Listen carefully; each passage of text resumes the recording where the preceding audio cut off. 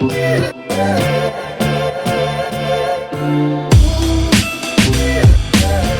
the first thing we're going to do is take the lace down through the outside first hole.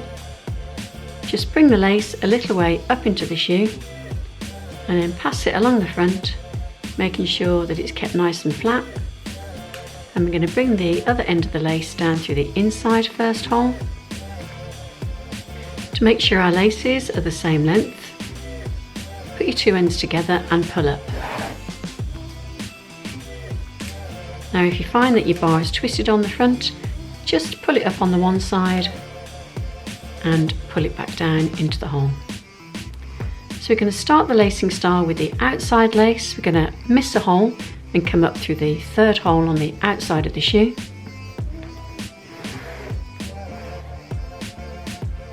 Just make sure that as your lace comes out the hole, you might have to twist it a little bit to make sure you get that nice flat lace. And then we're going to bring it across to the opposite third hole.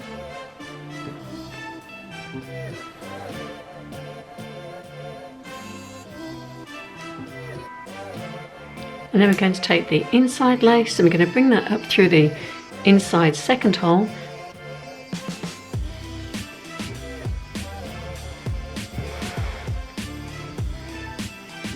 And then we're going to take that across the shoe to the opposite second hole.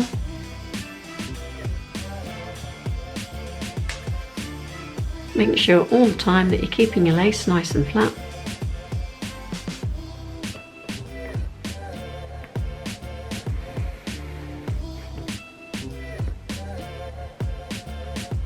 And then keep that lace in your hand, miss a hole and bring it up through the fifth hole on the outside of the shoe.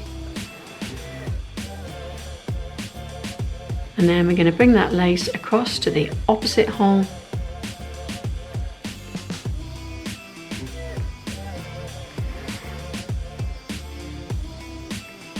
Then we're going to take the inside lace and we're going to bring that up through the next available hole, the fourth hole on the inside.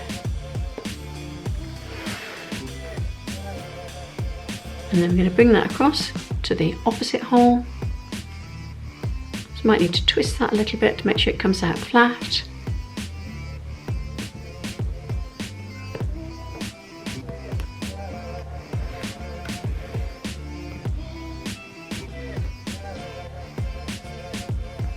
It's a good idea as well every now and again just to pull your shoe out a little bit as well, just to make sure you're getting that same tension in all your bars. So we're going to keep that lace in our hand and we're going to miss a hole and come up through the next hole. Take it across the shoe to the opposite hole.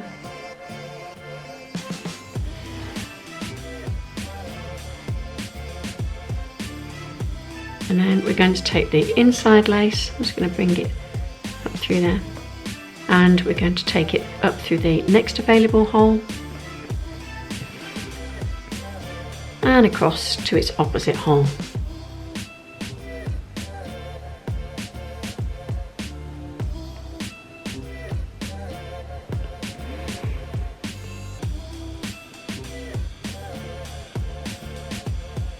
And just checking that that's not twisted as it's come out that hole there.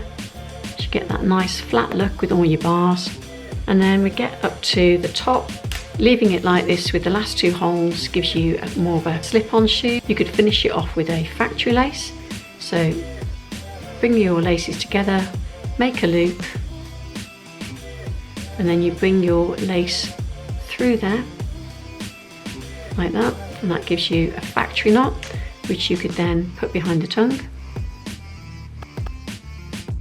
And you would wear that between your foot and the tongue. The laces are quite soft, so it should be a comfortable wear, but I'd recommend you wear socks. The nice thing about putting the factory lace there is that you get that nice uninterrupted look with the bar and it looks smart. There is another way you can finish it, so I'm just going to bring that factory knot back.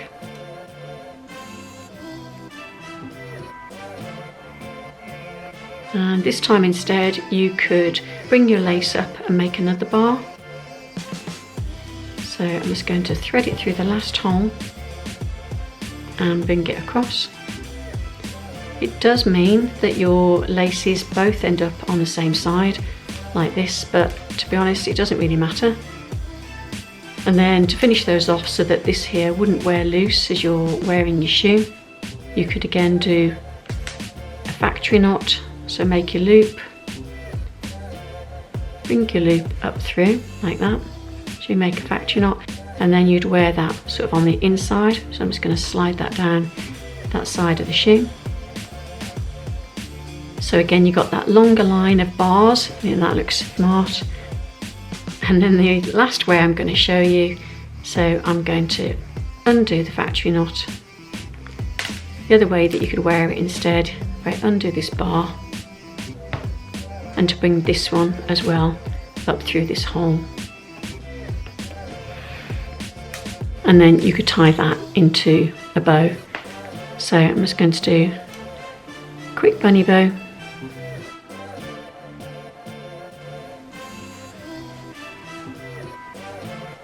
So there you have a few different ways to finish off your bar lace Vans Old Skools.